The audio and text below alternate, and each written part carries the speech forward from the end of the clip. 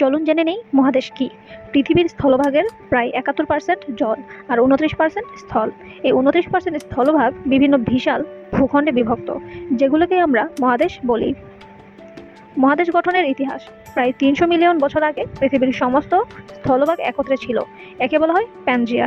এটি ছিল একটি সুপার মহাদেশ। প্যানজিয়ার চারপাশে ছিল পানিতে পূর্ণ মহাসাগর পান্থালাসা। সময় গড়াতে গড়াতে পৃথিবীর ভূত্বকে থাকা টেকটনিক প্লেটগুলো নাড়াচাড়া করতে থাকে। এই নাড়াচাড়ার ফলে প্যানজিয়া প্রথমে দুটি বড় অংশে ভাগ হয়, এক লুরাসিয়া উত্তর অংশ, দুই গন্ডোয়ানা দক্ষিণ অংশ। পরে এই দুটি অংশ ধীরে ধীরে আরও ছোট ছোট ভাগে বিভক্ত হয়ে বর্তমান 7টি মহাদেশে পরিণত হয়। এই প্রক্রিয়া ছিল অনেক দীর্ঘ।